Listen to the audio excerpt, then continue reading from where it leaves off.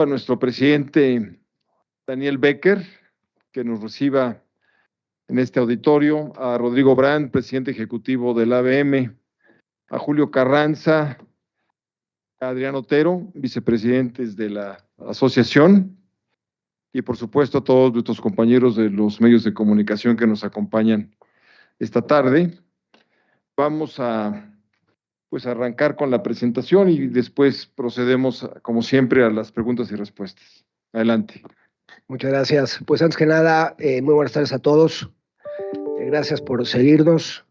Como dice Fernando, los leemos, los escuchamos y agradecemos siempre que estén pendientes y una disculpa por haber llegado tan tarde, pero como les comentaba, tuvimos una reunión larga tanto con el Banco de México como con la Secretaría de Hacienda, la Comisión Nacional Bancaria. Fue nuestra primera reunión de inicios de año y bueno, se prolongó con algunos datos importantes que seguramente comentaremos durante la conferencia. Si les parece bien, no tengo aquí pantalla, pero tengo aquí usted está proyectada así. Bueno, el índice básicamente son 5 temas muy rápidos. Intentaré irme muy rápido para privilegiar las preguntas y respuestas. Un poco el contexto económico, cómo se está viendo. Recuerden siempre que la Asociación de Bancos de México no hace encuestas ni perspectivas, pero simplemente recolectamos la información de las diferentes fuentes y a partir de eso generamos información, pero la Asociación de Bancos no hace pronósticos. ¿Cuál ha sido el impacto en las tasas de interés? Como ustedes saben, estamos hoy ya en un proceso restrictivo de tasas de interés, con una tasa que ha ido creciendo en las últimas reuniones de política monetaria. ¿Cómo se encuentra la banca en este momento y cuál ha sido el dinamismo del crédito y algunas conclusiones? Desde el punto de vista de crecimiento económico, y bueno, es un tema que ahorita se platicaba con detalle. El secretario de Hacienda nos hacía algunos comentarios respecto al crecimiento económico y a las posibilidades efectivamente que pueden existir, pues, asociadas fundamentalmente a un menor dinamismo de crecimiento en la economía de Estados Unidos. Simplemente comentar que están por anunciarse también el crecimiento del Producto Interno Bruto del 2022, cercano a niveles del 3%, como creo que se había establecido. O sea, se cumplió la expectativa de crecimiento del año pasado. Y simplemente en esta lámina comentar que el pronóstico para el 2023 para nuestro país, de acuerdo al Banco de México, es de 1.8%. Y se ve ya una franca recuperación de cara al 24 de 2.1%.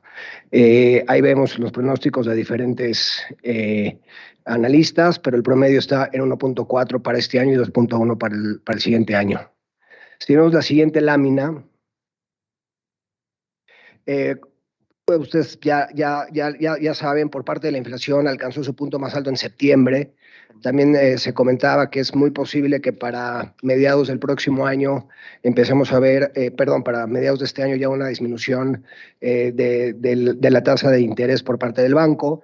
El dato de inflación que salió, no me acuerdo, el dato de inflación salió, no, ayer, ¿no? Creo que fue el dato de inflación ayer, fue un poco más alto de lo esperado.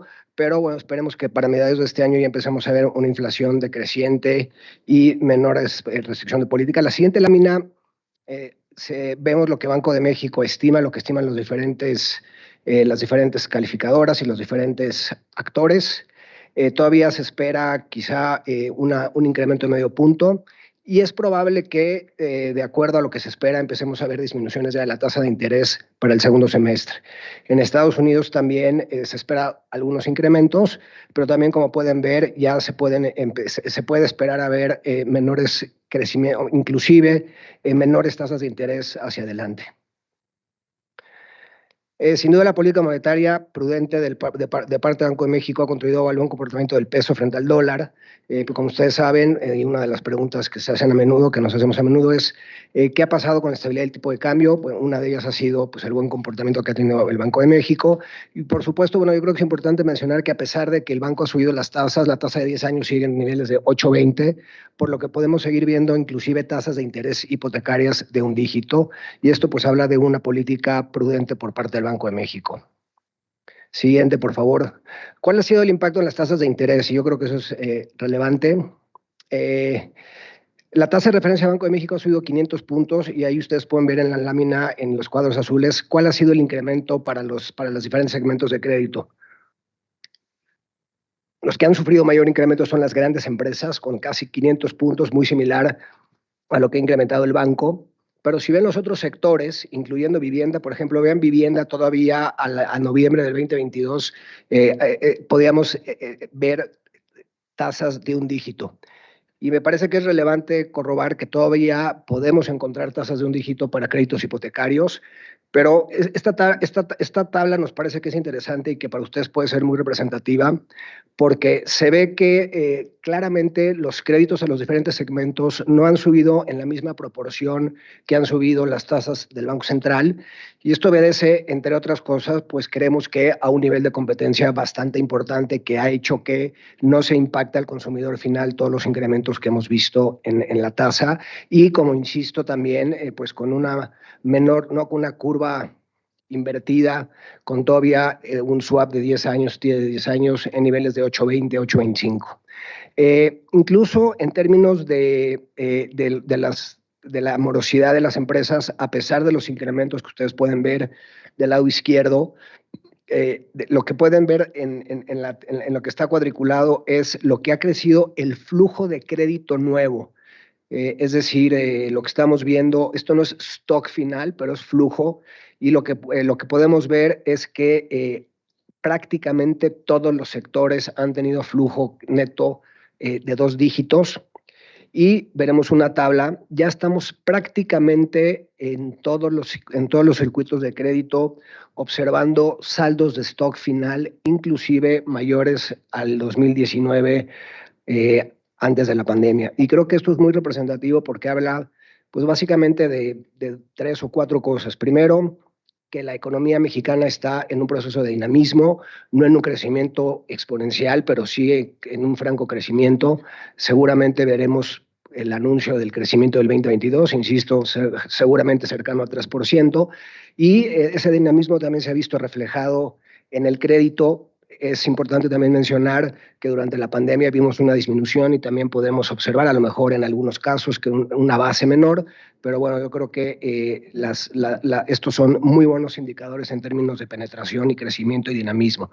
Y del lado derecho, simplemente para que ustedes vean, hay muchas dudas sobre qué ha pasado con la morosidad de las carteras. Ustedes pueden ver, no había muchas dudas si en términos de consumo y crédito al consumo se estuviera estuviéramos observando mayores tasas de morosidad. La respuesta es no. Ahorita vemos otra lámina. La siguiente, por favor. ¿Cómo se encuentra la banca en términos generales? Bueno, esto es una información que permanentemente mostramos, y creo que simplemente pues habla de cómo se encuentra el sector bancario en nuestro país. Es fundamental también para el sentimiento de seguridad tanto de los usuarios de crédito como de los ahorradores. El índice de morosidad a noviembre del 22 es de 2.1%. Tenemos índices de coberturas de reservas agregadas de 157%, es decir, la cartera vencida está cubierta más del 100%, casi 60% más de la morosidad. El índice de capital de la banca, 19%, lo cual pues habla, y ayer comparábamos inclusive en una reunión que tuvimos de la Federación Latinoamericana de Bancos, en términos de índices de capital, México se encuentra como uno de los países mejor capitalizados en el sector bancario, por lo menos en la región, y en términos de la liquidez de la banca, pues como pueden ver también en números agregados con respecto a 19 en 295, lo cual, pues si no mal recuerdo, Rodrigo, el regulatorio 100, pues esto habla también de la capacidad de liquidez y de la solvencia que tiene la banca. Por supuesto, la banca seguirá apoyando el crecimiento del crédito, y lo que nosotros estamos esperando a partir de las expectativas de crecimiento es que el crédito de la banca al sector económico y al sector privado y a las familias en nuestro país crezca alrededor del 3.6%. Como ustedes pueden ver, siempre existe un rezago, eso ya lo hemos platicado en ocasiones anteriores. Hay un rezago que generalmente está entre 8 y 9 meses, pero históricamente crecemos al doble del producto, por lo tanto vemos un crecimiento del crédito cercano al 4% para el año que acaba de iniciar. Siguiente, por favor. Esta lámina también nos parece que muestra el dinamismo del que hemos hablado. En términos de flujo nuevo de crédito, lo que estamos viendo es que la variación en términos reales, me iré solamente a la parte inferior, crece 5% en términos reales en el sector privado, empresas casi 4%, consumo casi 9% y vivienda 3.4%. En términos de flujo, la verdad es que son crecimientos muy importantes, que ahí tenemos la información. Esta presentación, por supuesto, ustedes la tendrán, pero bueno, creo que esto simplemente muestra que estamos haciendo nuestro trabajo, no estamos, por supuesto, y nunca lo creo que estaremos en donde queremos estar, pero vemos un importante dinamismo en el sector y seguramente seremos uno de las palancas que apoyarán el crecimiento económico en los años por venir.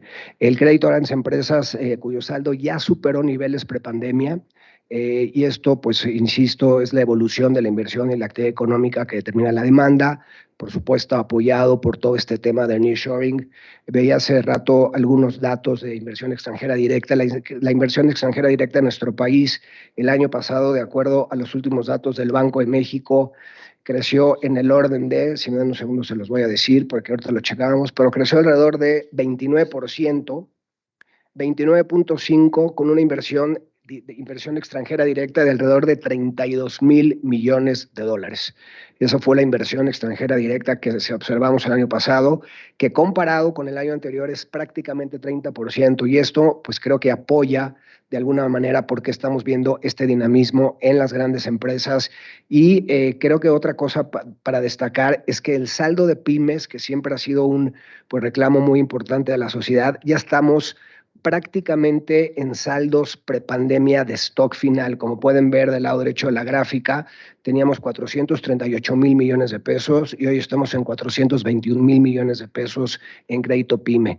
Del lado izquierdo, el saldo de empresas, pues ya superando saldos de stock totales a prepandemia, con crecimientos del 17% y en términos de PYME de 4.3%. Siguiente, por favor. Simplemente destacar que aunque todavía no estamos en stock finales, en stock y similares, en el mismo stock de crédito con respecto al 19, el flujo nuevo de crédito en las empresas, y mucho se explica por crédito de capital de trabajo con mucha revolvencia, fue en el año pasado de 870,000 millones de pesos. El dinamismo del crédito al consumo se explica básicamente por 4 razones que se explica en esta lámina. Reactivación económica. En lo que va del 2022, el PIB se ha mantenido en un crecimiento similar al tercer trimestre del 2022. Hablábamos de 3%, aquí hablamos de 2.8%. Creemos que el dato final será muy cercano al 3%. Regulación en materia de explotación laboral. Como ustedes saben, después de la ley del outsourcing, todas estas empresas que tienen outsourcing hoy son sujetas ya que están formalmente en la nómina de las empresas, pues son sujetas a ser bancarizadas, y eso le ha generado también mayor dinamismo, que tiene que ver con asociado al aumento del empleo por parte del IMSS y evidentemente un incremento al salario. Como ustedes saben, el salario ha crecido de forma importante. Hablábamos ahorita si había riesgos de contaminación inflacionarias. Comentamos tanto con el banco como con la Secretaría de Hacienda que pues es un tema que no se ve como que esto pudiera llegar a afectar en temas de inflación. El crédito al consumo, como pueden ver, pues ha sido el más dinámico, ha crecido en términos absolutos 17%, y ustedes pueden ver qué ha pasado en términos de tarjeta de crédito, créditos personales, nómina, ABC y otros. Y bueno, es evidentemente uno de los segmentos que han tenido más dinamismo. Y creo que esto es importante destacar porque en términos de IMOR, que es una de las preguntas que recibimos muy a menudo, en términos de morosidad de las carteras, vemos que consumo se comporta muy estable, inclusive mejor que números de noviembre del 21, con 2.9% versus 3.3% que observábamos en el mismo mes del año anterior. Tarjeta de crédito, créditos personales, nómina y automotriz. Cabe resaltar que existe un mejor comportamiento del cliente, y cada vez lo que estamos observando en tarjeta de crédito, no sé si acordarán que hace algunos años la tarjeta de crédito se utilizaba pues básicamente como un requerimiento, una necesidad de capital de trabajo. Cada vez vemos más clientes totaleros. en términos de la utilización de tarjeta de crédito y con un crecimiento de la utilización. Y es importante también destacar que el monto de transacciones de tarjeta de crédito con respecto a antes de la pandemia ha crecido 47% en términos de transacciones. Se han hecho transacciones a través de tarjeta de crédito al 2022 por 1,548 mil millones de pesos. Y el índice de morosidad, que ya lo pueden ver ahí, es de 2,6%. De hecho, cuando las operaciones con tarjeta de crédito aumentó casi 30% con respecto al 21, las reclamaciones en tarjetas de crédito disminuyeron menos 10%. Y esto solo se refiere a tarjeta de crédito, pero no tenemos aquí esa presentación. Pero veíamos la semana pasada que tuvimos una reunión con Conducef y lo platicábamos en la mañana en el comité de asociados. Este año se hicieron alrededor de 3,700, perdón, el 22 se hicieron cerca, Rodrigo, de 3,700 millones de transacciones a través de canales digitales. Déjenme repetir el número porque no, son 3,700 millones de transacciones a través de dispositivos digitales y de acuerdo al IDATU, que es el elemento que utiliza la Conducef para ver la queja de los usuarios, la queja de usuarios, a pesar de este incremento en la utilización de transacciones digitales, disminuye 6% las quejas de usuarios de acuerdo al IDATU. Siguiente, por favor. Aunado a lo anterior, el mejor comportamiento del cliente también se refleja en que cada vez hay más gente que utiliza su tarjeta de crédito como un medio de pago, y no como un financiamiento. Y eso, pues creo que obedece a un usuario de tarjeta de consumo mucho más responsable. El buró de crédito creemos que también es un elemento importante y bueno, por eso vemos que cada vez más usan su tarjeta de crédito.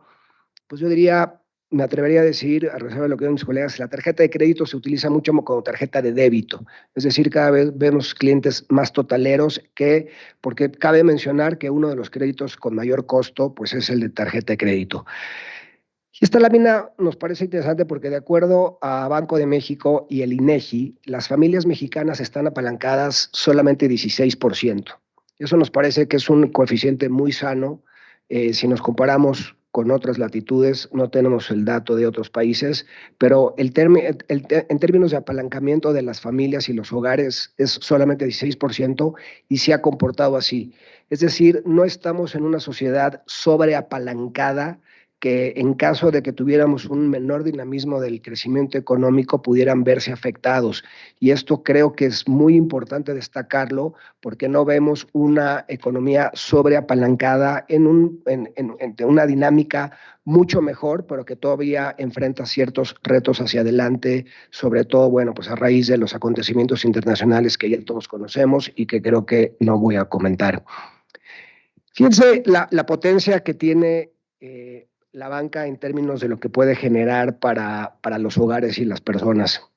Gracias, y perdónenme por haberlos puesto estas categorías, pero a través del crédito al consumo, millones de familias mexicanas pueden acceder a comprar bienes de consumo.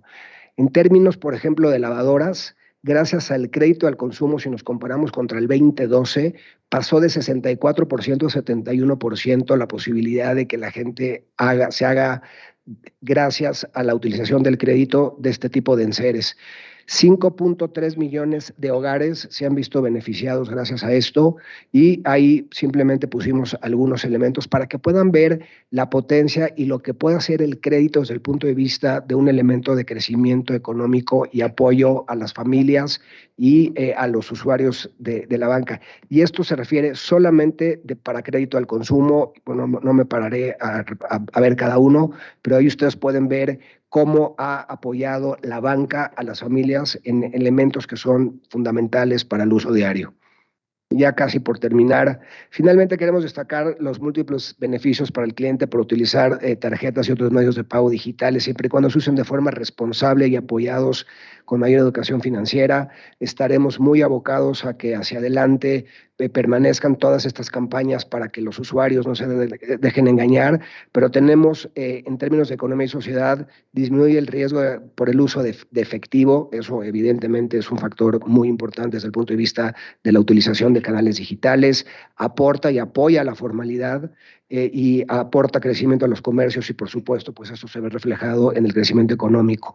En términos de comercio, mayores ventas para los negocios, calidad de servicio, mayor seguridad, a la vanguardia y desde el punto de vista tarjetavientes, la posibilidad de comprar meses sin intereses. Ustedes vieron los datos del Buen Fin, evitar uso de cajeros automáticos en efectivo, que pues como ustedes saben hemos tenido algunas incidencias, descuentos y promociones y programas que se pueden domiciliar o referenciar. Siguiente, por favor, para entrar a conclusiones, para beneficiar preguntas y respuestas. En el 2023, la economía mexicana podrá observar una desaceleración. No vemos que esto se refleje en una recesión y creo que, bueno, fue uno de los mensajes importantes que acabamos de escuchar de los diferentes reguladores, que independientemente de que Estados Unidos pueda o no entrar en un proceso recesivo, el dinamismo del consumo en México será un amortiguador y no necesariamente tendremos que tener una correlación igual a 1. Entonces, que a pesar de, que hoy lo comentábamos en esta tarde, a pesar de ver que Estados Unidos puede tener una menor actividad económica, eso no significa que México tenga que estar definitivamente condenado a lo mismo. Evidentemente no podemos negar la interdependencia y la relación que hay en términos de exportaciones, pero venimos de una base menor y con un buen dinamismo en el consumo. México está mucho mejor posicionado que otras economías emergentes y puede aprovechar oportunidades, como ustedes saben, el tema de nearshoring. Y este tema de nearshoring, por supuesto, pues hay retos y hay algunos elementos que hay que resolver, pero creo que este dato de inversión extranjera directa simplemente apoya y aporta a corroborar que el tema del nearshoring ya es una realidad que está sucediendo y que ya está hoy pasando en nuestro país y que seguramente es el inicio. Hablábamos ahorita un poco el secretario, ¿no?, de esta nueva frontera que se está generando entre Sonora y Arizona, con la posibilidad de tener una zona franca para tema de microchips. Entonces, digamos, creo que va a haber un gran potencial y eso va a generar un gran dinamismo a la economía hacia adelante y por lo tanto la banca en ese sentido estará lista con los números que acabo de decir de la fortaleza de la banca para apoyar estos elementos. Aún con el crecimiento en las tasas de interés que hemos visto pues en una política más restrictiva por parte del Banco Central, hemos visto que las tasas de morosidad se han mantenido estables. Por supuesto, esto no significa que podamos cantar victoria, pero creo que habla de un muy buen comportamiento del usuario mexicano, sumado a la constante y feroz competencia en algunos sectores. Destaca el dinamismo del crédito al consumo y la buena calidad de cartera. Por ejemplo, millones de familias mexicanas pueden acceder a bienes duraderos, que fue justo la lámina que les mencioné hace unos momentos. Existe un mayor uso de tarjeta de crédito, mejor utilizada por el cliente, más totalera y con un índice de movilidad estable. Y este dinamismo está favorecido por la banca digital. Aquí tenemos el dato exacto. En el 2022 se realizaron 3.774 millones de operaciones a través de banca digital, que representó un incremento de 18% con respecto al año anterior. Por mi parte es todo y por supuesto pues listos para sus preguntas y respuestas y ojalá las podamos responder de forma adecuada. Muchas gracias, Daniel. Pues arrancamos con la sesión de preguntas y respuestas con dos reflexiones. La primera, recordarles que nuestro presidente tiene un NDA, tiene un convenio de confidencialidad sobre el tema Banamex. Entonces, vámonos, podemos eliminar esas preguntas que desafortunadamente no puede atender. La segunda, tenemos por lo pronto 6 compañeros registrados, entonces tratar de acotarnos a 2 preguntas cada uno y si después da tiempo podemos ampliar. Arrancamos entonces con Antonio Hernández del Universal. Adelante, Toño. No sé por qué lo de Alves, mi querido Toño. Yo también no te lo podría explicar. Me imagino que era tu pregunta, ¿no?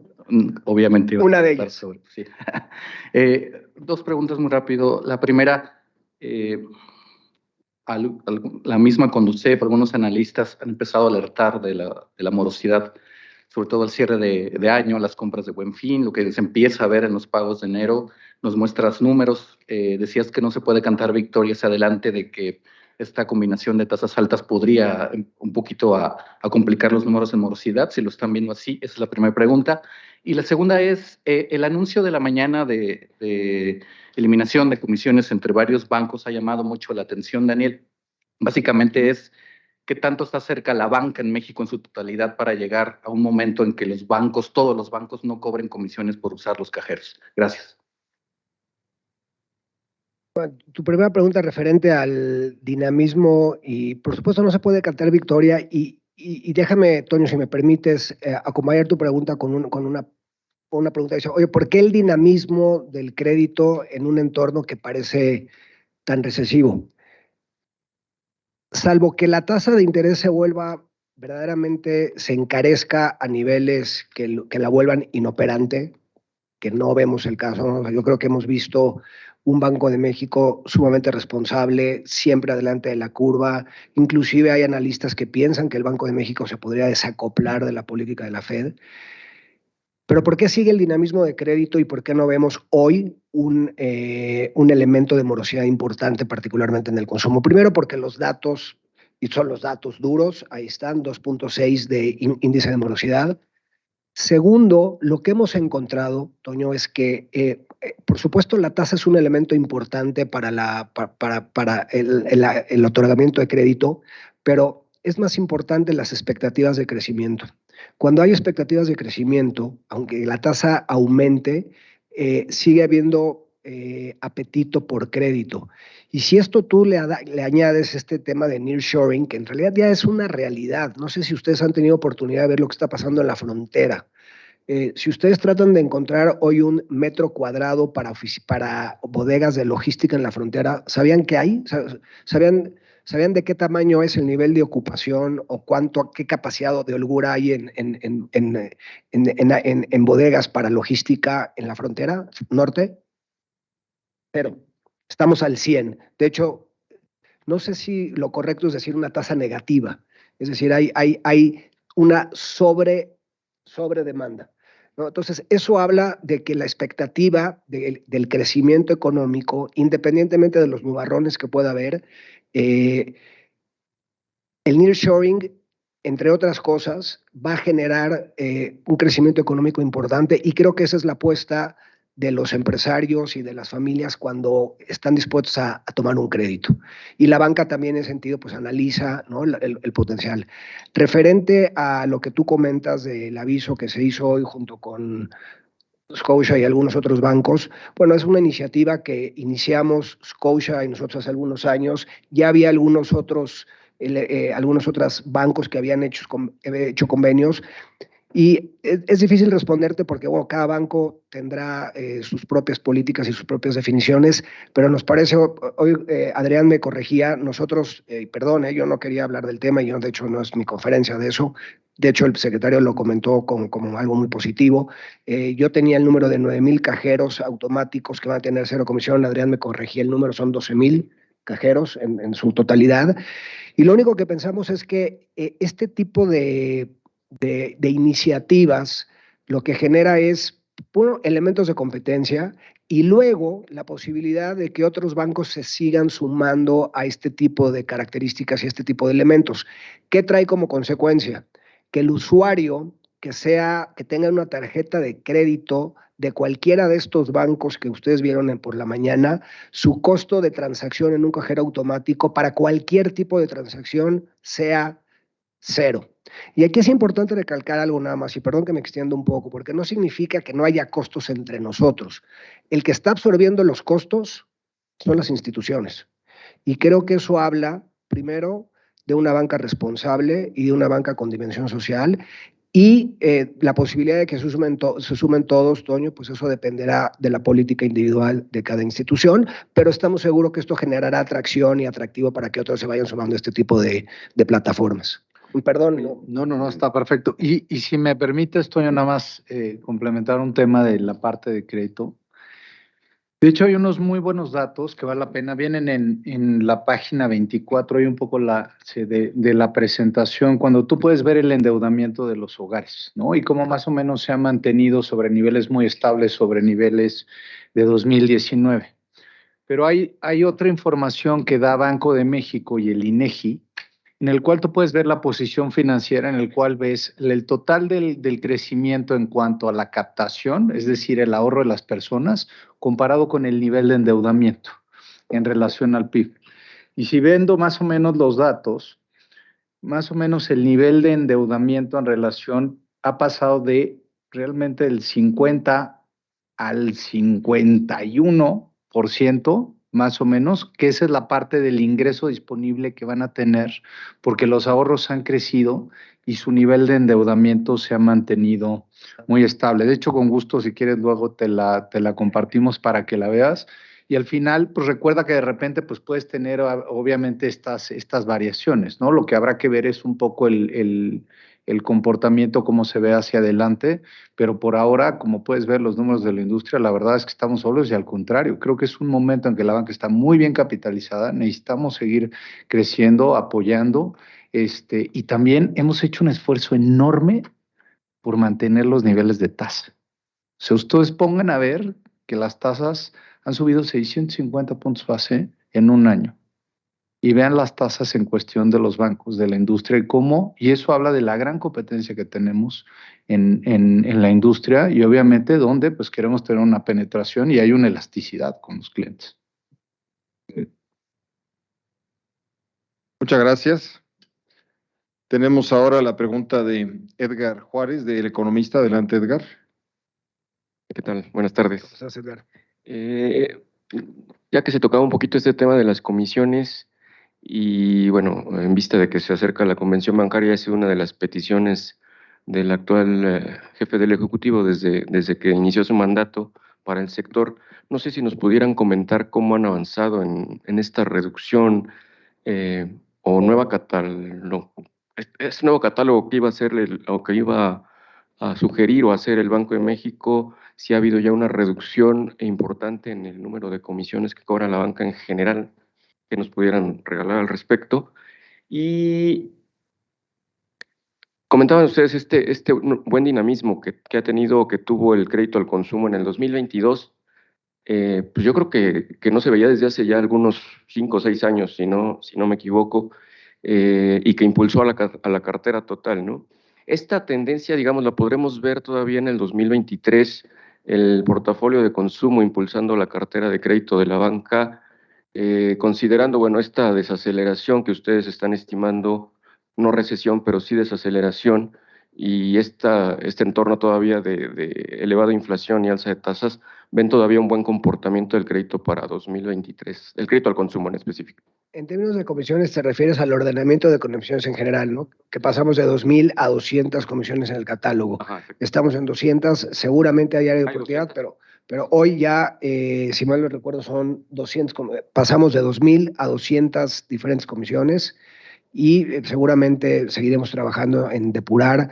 Y además, yo creo que esto se va a ir viendo reflejado en algunos otros elementos, pero bueno, sí se ha hecho un esfuerzo porque cada vez las comisiones sean menores y sean transparentes, ¿no? Y creo que en ese sentido se ha hecho un trabajo importante. Desde el punto de vista de tendencia, salvo lo que opinen mis colegas, nosotros vemos que independientemente de que podamos ver un ambiente más recesivo en Estados Unidos, lo que está pasando en México con esta ventana de oportunidad del nearshoring, si vemos un dinamismo que sí creemos que se seguirá generando tendencia, no solo para el consumo, sino en todos los diferentes sectores de crédito. Y desde el punto de vista de consumo, como ya lo decía con Toño hace algunos momentos y Adrián fue muy enfático, no vemos, hoy el dato es 2.6 y por supuesto pues, todos los bancos están muy vigilantes de forma continua de cómo se comportan este tipo de portafolios y estoy convencido de que bueno, primero la banca está suficientemente capitalizada y solvente para absorber en caso de que esto pudiera crecer, pero lo que hemos visto es que a pesar del crecimiento del crédito al consumo, seguimos viendo inclusive índices de morosidad menores a los que veíamos en noviembre del 2021. No sé si algún... Dani, si me permites, y se mencionaba en la presentación, una parte fundamental que explica el dinamismo del crédito al consumo y que seguramente se va a mantener quizá a un ritmo ligeramente menor, pero se mantiene, tiene que ver con la expansión del mercado laboral, ¿no? Si vemos la información del mercado laboral, tanto de trabajadores del IMSS y diversos indicadores de empleo, el dinamismo es excepcional, ¿no? Trae muy buen ritmo, viene creciendo, viene generándose empleo, y ese es un indicador fundamental para explicar el comportamiento del crédito al consumo. Yo creo que de acuerdo a los análisis que nosotros hemos hecho, es lo que más te explica el dinamismo del crédito al consumo. Entonces, mientras tengas un mercado laboral en expansión y dinámico, pues eso se va a traducir en que tu crédito al consumo también se va a estar ampliando, ¿no? Creciendo. Yo nada más para complementar, creo que lo decía ya Dani en la presentación, en la página 12, realmente hay grandes fortalezas, hay una buena expectativa de cómo se está comportando la economía. Si bien se ven por ahí nubarrones de posibles recesiones a nivel mundial, en algunos países y en algunas regiones, lo que vemos en México es que esta va a ser una desaceleración y no una recesión. Y eso es muy claro en el sentido de que en la medida en que la inflación se vaya controlando, también las tasas de interés empezarán a disminuir. Y esta lámina que decíamos en la página 12, en donde viene muy claro que hemos tenido un decrecimiento del IMOR, y una mayor cobertura de reservas por parte de los bancos. Esto nos lleva a que también se ve ahí que hay un índice de liquidez cada vez mayor y eso propicia también que la economía tenga una estabilidad hacia el futuro. Y eso es lo que vemos. Estabilidad, creo que hay una gran oportunidad en el país con todo este tema del nearshoring. Y pues tenemos que aprovecharlo. Desde luego, también vemos el comportamiento de los clientes mucho más responsable en el uso, por ejemplo, de las tarjetas de crédito, que antes, pues ustedes recordarán, creo que todos los que estamos aquí, el famoso tarjetazo y la cuesta de enero pues eran lo mismo, ¿no? Entonces, hoy en día la gente está mucho más consciente de este tipo de crédito, cómo utilizarlo y cómo pagarlo. Y bueno, pues en ese sentido creo que las noticias son muy buenas. Creo que hacia el futuro vamos a ver un muy buen desempeño por parte de la economía, crecimiento del crédito y una mayor estabilidad económica y baja de tasas. Muchas gracias, Julio. Miguel Ángel Enzástegui, del Sol de México. Hola, buenas tardes. Preguntarles, ¿se reunieron entonces con el secretario Ramírez de la O y también con el nuevo subgobernador Omar Castelazo? En ese sentido, pues ya para este año no sé qué les hayan comentado que están viendo como algunos riesgos o cuáles son las visiones que traen para este 2023. Y también preguntarles, si bien dicen que la gente actualmente está usando más la tarjeta de crédito como un medio de pago, ¿esto a qué se debe? ¿Por qué están más usando el plástico que el débito? Muchas gracias. Tu primera pregunta era, Miguel Ángel, ¿qué riesgos?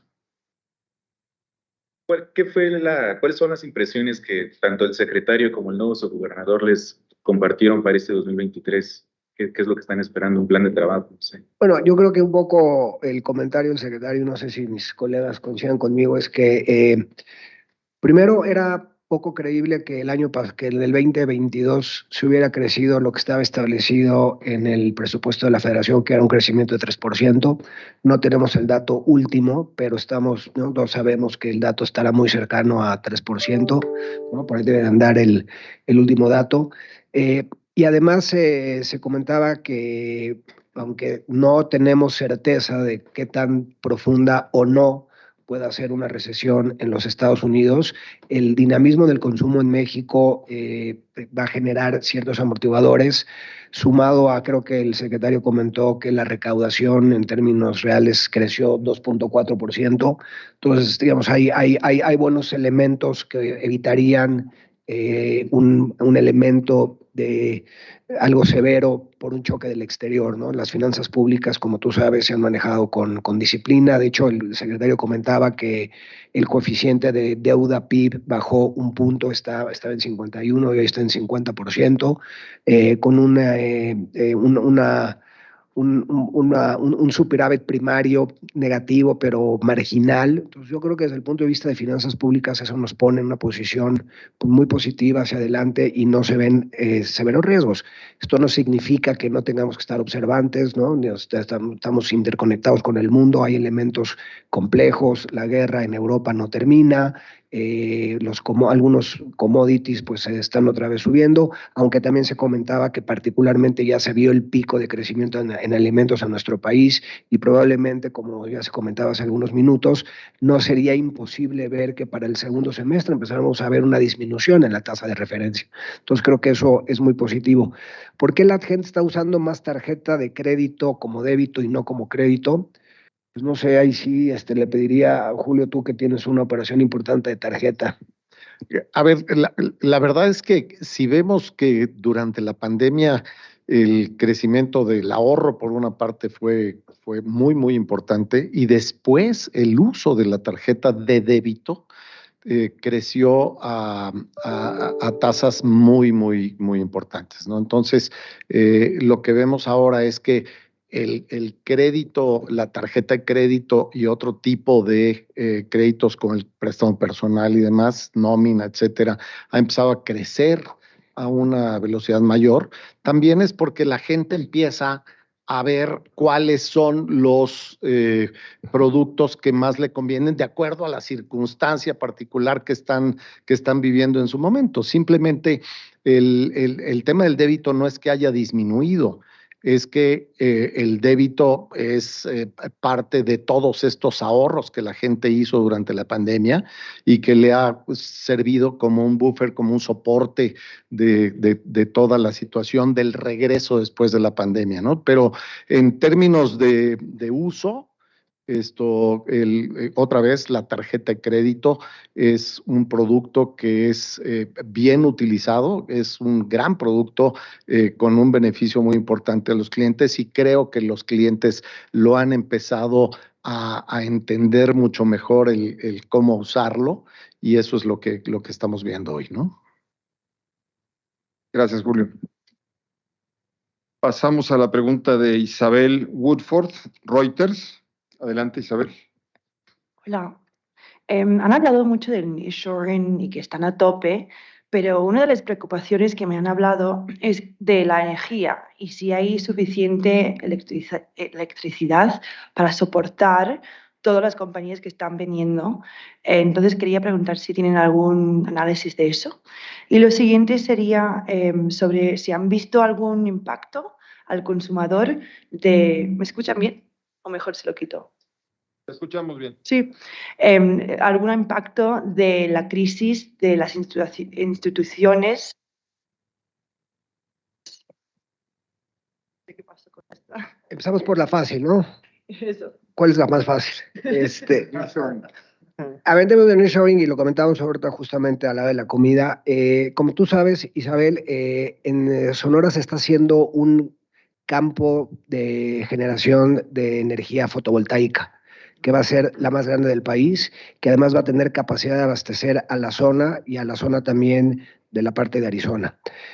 También sí sabemos que hay algunos lugares que por su consumo de electricidad han tenido algunos desfases, pero por lo que tenemos entendido existe una clara conciencia de que este tema de nearshoring tendrá que venir acompañado indiscutiblemente de la capacidad de generar electricidad de calidad y a precios accesibles, porque si no, entonces el tema de nearshoring perderíamos la gran oportunidad.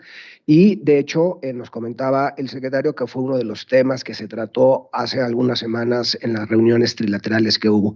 Entonces, en ese sentido, lo que sabemos es que hay una importante inversión para generación fotovoltaica y como tú sabes, México tiene un territorio pues sumamente atractivo, pues, solar para este tipo de cosas y por supuesto en algunas otras geografías, a lo mejor para energía eólica, pero hay una clara visión desde el punto de vista del gobierno que el nearshoring tiene que venir acompañado de infraestructura y esta infraestructura incorpora, por supuesto, la parte eléctrica.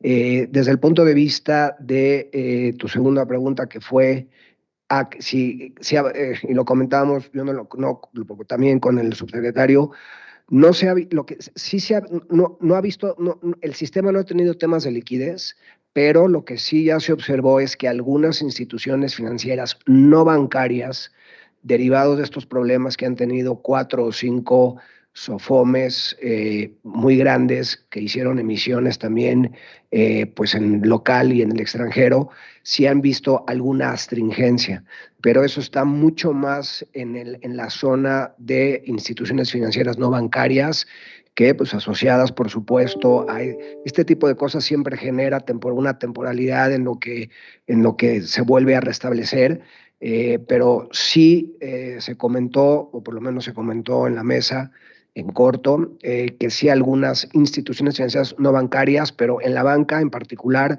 no hemos visto ninguna dislocación desde el punto de vista de liquidez. No sé si... Yo nada más, perdón, rápidamente, en relación a lo del nearshoring y de la energía, creo que siempre hemos visto en la mayoría de las economías en desarrollo, que es nuestro caso, el que primero se genera la demanda y luego se genera la oferta de esto. Y yo creo que es lo que estamos viendo en México. Se ha exagerado un poco en el tema de el nearshoring está en riesgo porque no tenemos la energía suficiente. La verdad es que las inversiones ahí están, se van a dar, se están dando ya, y yo creo que las vamos a ver hacia adelante y se va a cubrir esa demanda que existe hoy, pues, en la medida en la que se va dando, ¿no? Normalmente no se genera primero esta oferta y después se espera la demanda. Así es en nuestros países y eso es lo que estamos viendo y creo que no debe ser un tema de alarma, sino una situación normal que hemos visto en muchas otras situaciones de la economía. Oye, y déjame decirle quizá otro punto, Isabel, que a lo mejor es relevante. Comentaba también el secretario que Pemex está encontrando gas en la parte, que los yacimientos naturales que ya conocemos como Cantarell, que se han ido agotando, que además era petróleo crudo pesado, ¿no? Nos comentaba hoy el secretario que están encontrando nuevos yacimientos, pero además yacimientos de petróleo más ligero y además con un contenido importante de gas. Y además esto puede apoyar mucho la parte del sur-sureste.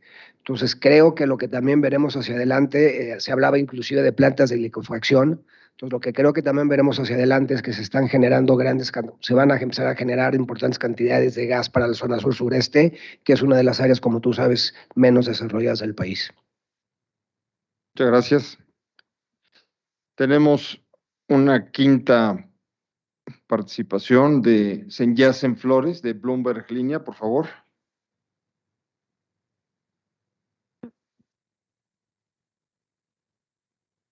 Bueno, ¿me oyen? Sí, Ya, sí, sí. perdón.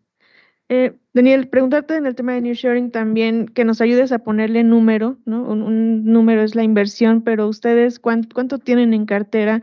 No sé si se puede separar el crédito que está demandando las empresas. Si ustedes lo están segmentando, esto es para nearshoring, ¿no?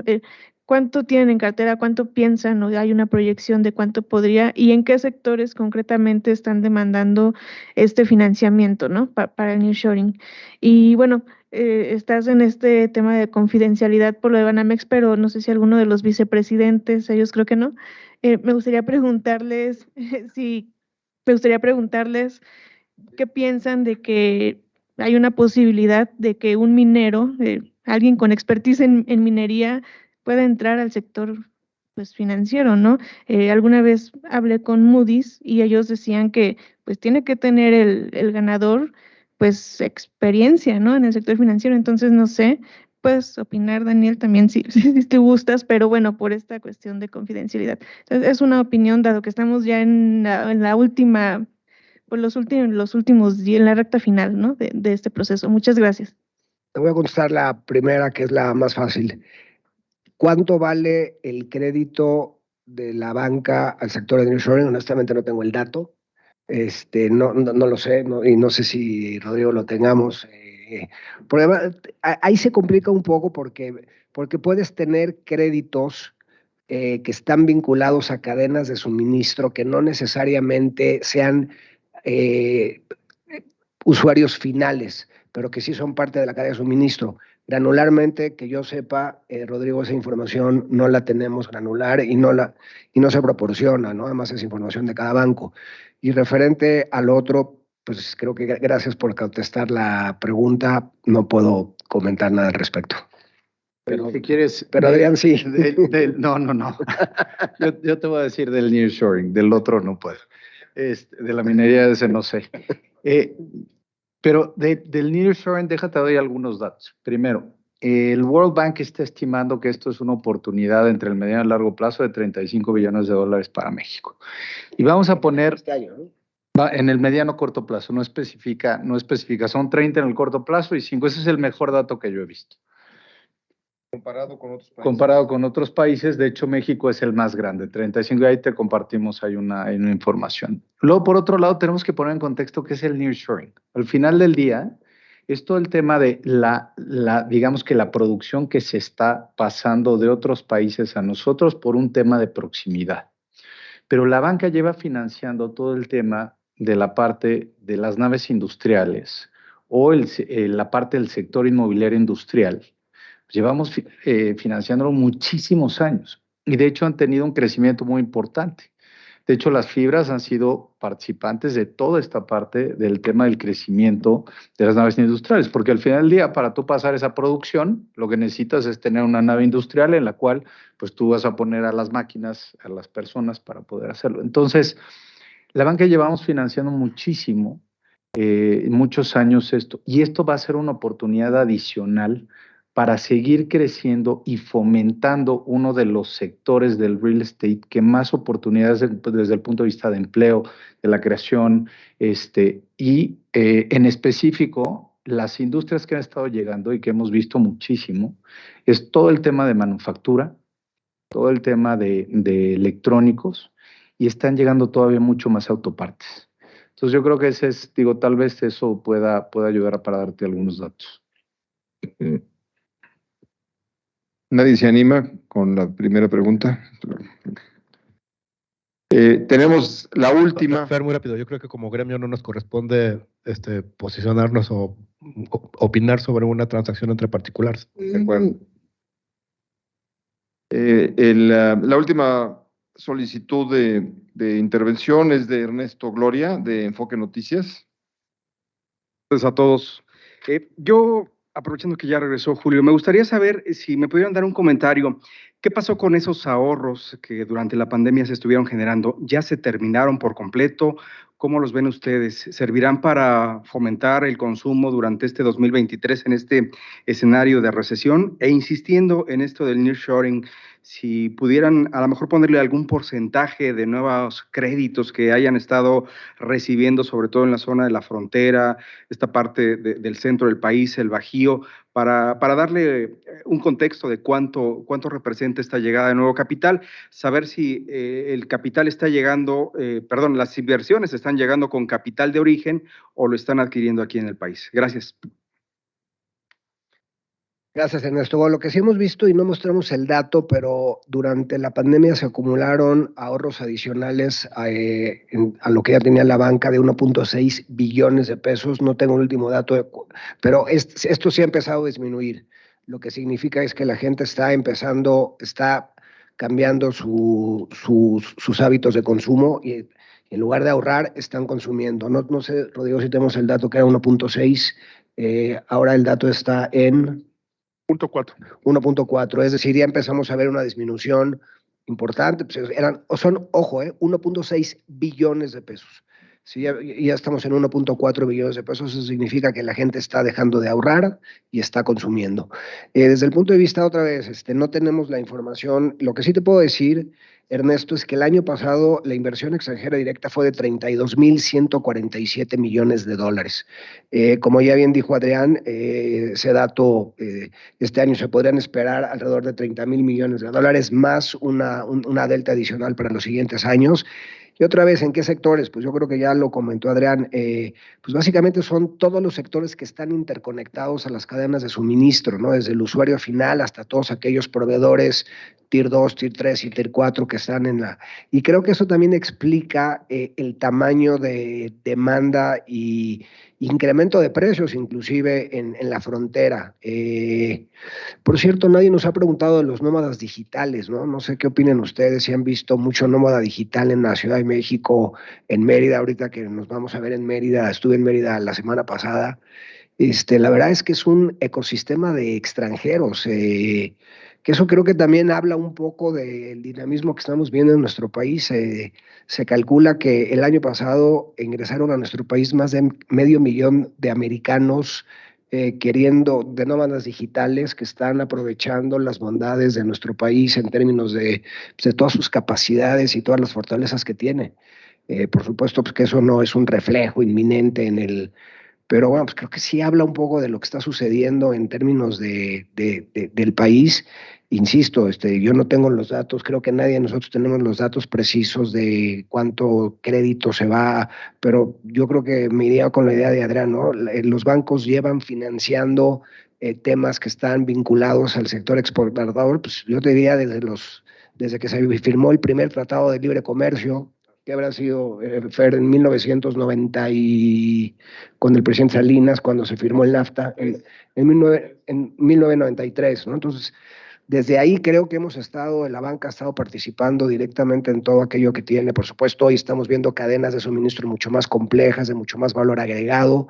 No olviden, no sé si han tenido oportunidad de visitar el Bajío, todo este ecosistema para la exportación manufacturera, automotriz, aeroespacial, más los anuncios de las nuevas compañías que están viniendo a México a hacer sus plantas en México. Les voy a platicar un dato que creo que es interesante y espero no cometer un tema de indiscreción, porque además no lo oí en una conferencia.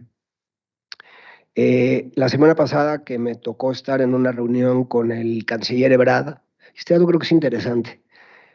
Comentaba que él tenía mucho interés de hablar con Elon Musk para efectos de traer elementos de manufactura de Tesla a México, porque creo que se corrieron una serie de rumores y me comentaba el canciller que hace algunos meses, durante la pandemia, estaba en una reunión y le habló Musk. Entonces llegó su asistente y le dice, oye, te habla el señor Musk, deja de estar vacilando, estoy muy ocupado. No, está Elon Musk en la línea. Y entonces le contesta a Elon Musk y le dice al canciller que si por favor lo podía ayudar, porque se acuerdan que durante la pandemia se determinaron algunas industrias que eran prioritarias y que no podían cerrar, y hubo otras industrias que por instrucciones de la Secretaría de Salud cerraron. Y resulta que cuando le manda la gente de Tesla la cantidad de empresas que estaban vinculados al sector de cadena de suministro de Tesla, ¿sabían cuántas empresas aparecieron en México que eran parte ya de la cadena de suministro de Tesla? 152 empresas. Entonces, quizá, Ernesto, eso te explica un poco la importancia, siendo un país mediano, la importancia y la oportunidad que debemos de tener hacia adelante y lo que a veces no vemos porque está abajo de la superficie. Hoy Tesla ya tiene una dependencia sumamente importante de la manufactura mexicana y a veces eso no se ve. Y eso se va a seguir potencializando en la medida en la que esto continúe y pues, yo creo que en la medida en la que se vayan cada vez normalizando más las relaciones en el continente y más en la región de América del Norte, y pues no sé ustedes qué opinen, esa es una opinión personal, pero la tensión de Estados Unidos con los países asiáticos me parece que no va a aflojar en los próximos años, y eso evidentemente es una gran oportunidad para nuestro país. Julio. Si me permiten, nada más para complementar el tema del ahorro, Ernesto. Creo que aquí lo más importante es que lo que se logró durante la pandemia y este crecimiento del ahorro, lo que le da hoy al país como una gran noticia es que la banca tiene 1.4 billones de pesos listos para prestar, ¿no? Entonces, tenemos que encontrar las condiciones adecuadas, la confianza por parte de los clientes de las empresas para invertir con crédito y la banca está lista para apoyar en ese sentido, ¿no? Y creo que esto, pues de alguna manera, complementa lo que decíamos del crecimiento del ahorro. Ahí está este crecimiento del ahorro y le da una gran oportunidad hoy a México para crecer. Gracias, Julio. Y va la última pregunta. Janet Leiva, El Financiero. A ver, Janetcita, ¿con qué nos sales?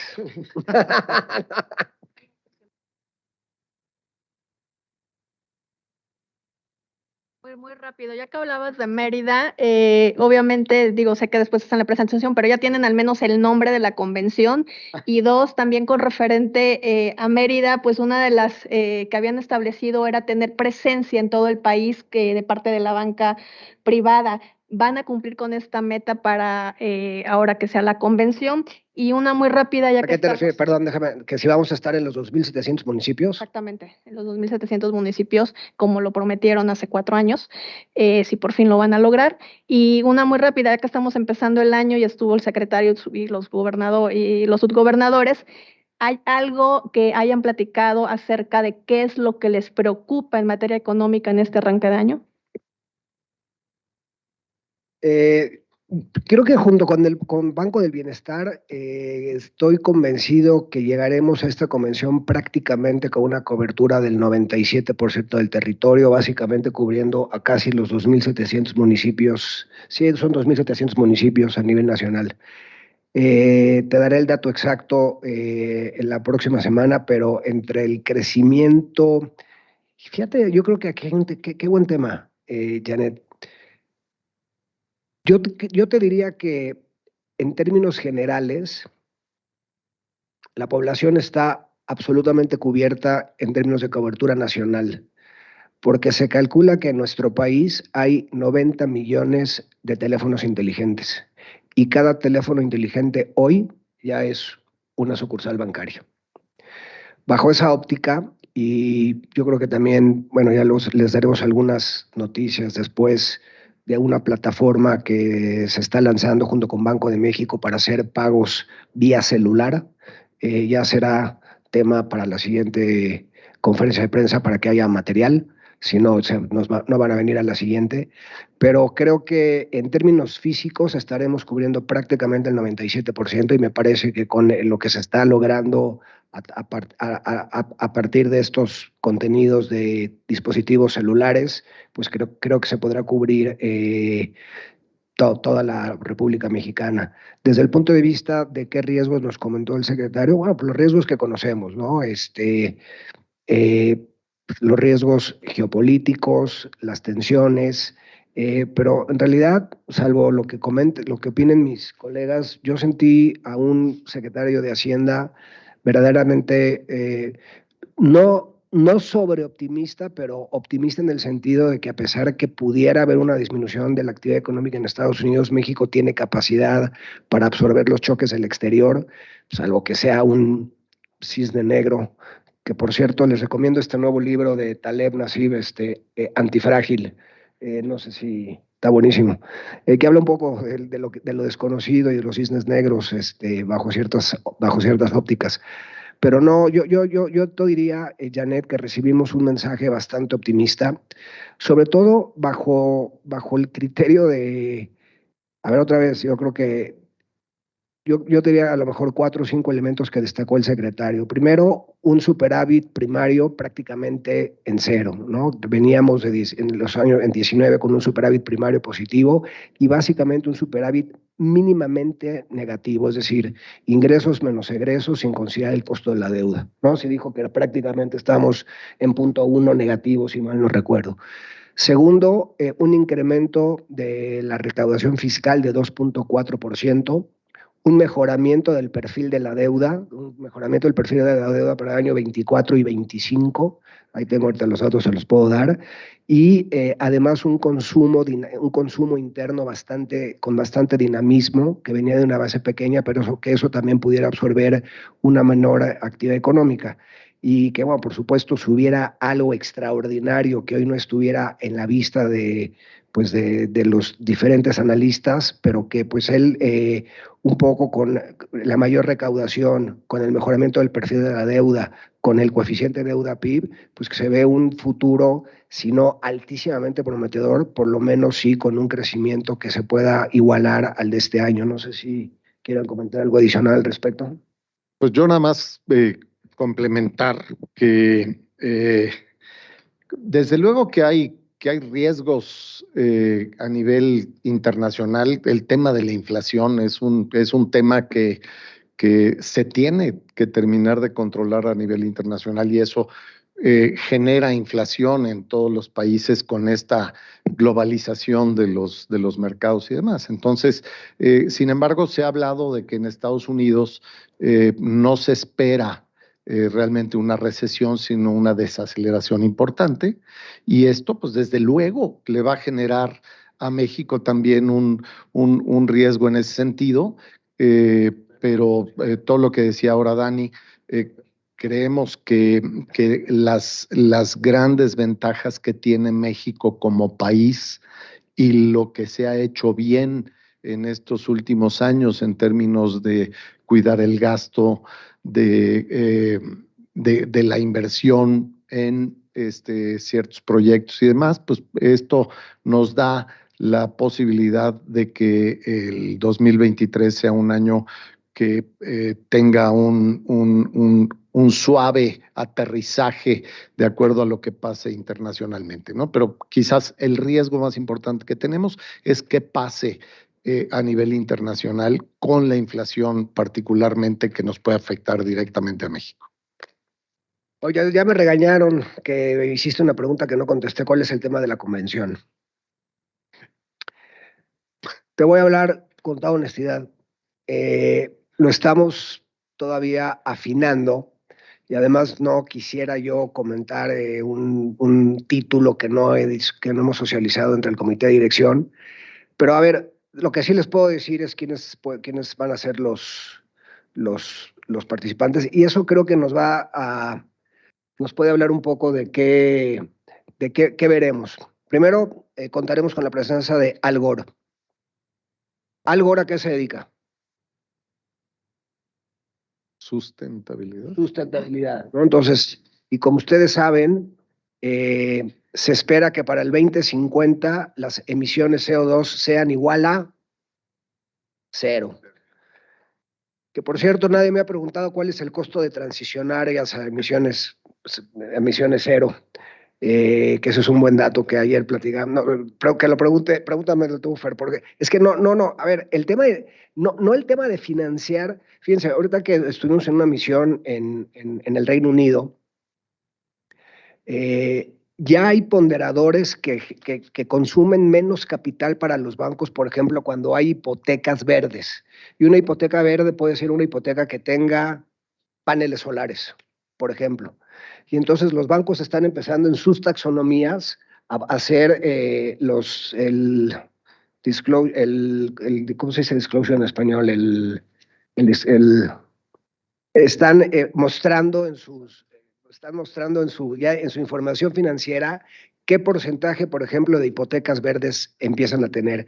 Y estas hipotecas verdes están empezando a tener un menor costo asociado a menor consumo de capital. Y creo que eso en México lo vamos a empezar a ver también. Entonces, bueno, eso por el tema de sustentabilidad, porque se vuelve un tema crítico. Ya vieron lo que ha pasado en el mundo con el cambio climático. Al Gore nos va a acompañar también, recuérdame, Rodrigo, ¿cómo se llama el que Bank 4.0? Brett King. Que Brett King pues, pues, ojalá ustedes participen. Bueno, los esperamos a todos en Mérida y creo que nos va a hacer reflexionar sobre uno de los, muchas gracias, uno de los pensadores más importantes que tiene el sistema financiero y nos va a hacer reflexionar con respecto a qué podemos sufrir si no vamos a la par de lo que están haciendo las Big Techs y las FinTechs. También tenemos a Raghuram Rajan, que es un economista muy destacado, que también nos va a acompañar. Él nos va a hablar un poco del contexto internacional. Tendremos también a Indra Nooyi, que fue la CEO de PepsiCo, y creo que es muy importante que en este tema de género, que también va en la misma taxonomía de ASG, tener un tema de género de una mujer de la India que ocupó uno de los cargos más importantes de una de las empresas pues, más icónicas de Estados Unidos, también nos va a acompañar. Y, por supuesto, los que están viendo aquí al frente, que también estaremos. Entonces, bajo esa óptica, bueno, tenemos género, tenemos disrupción del tema FinTech y Big Techs, tendremos temas de sustentabilidad y a partir de eso, Janet, estamos construyendo un título que sea lo suficientemente provocativo para que nos hagan todos favor de acompañar. Y les voy a sugerir algo. Reserven de una vez sus boletos de avión y de hotel porque se está agotando rápidamente. Ya tenemos más de 400 participantes confirmados, entonces les sugiero que no se pueden perder esta convención, vayan haciendo sus reservas. Muchas gracias, Daniel. Gracias, Julio. Gracias a Rodrigo Brand. Gracias a Adrián Otero. Y sobre todo, muchas gracias aquí a ustedes, nuestros compañeros de los medios de comunicación, a quienes nos han seguido en nuestra transmisión de Facebook esta tarde. Y como siempre les digo, los leemos, los escuchamos y los vemos en las próximas horas. Muchas gracias. Gracias al equipo de comunicación por el apoyo también. Y nos vemos a la siguiente. Buenas noches.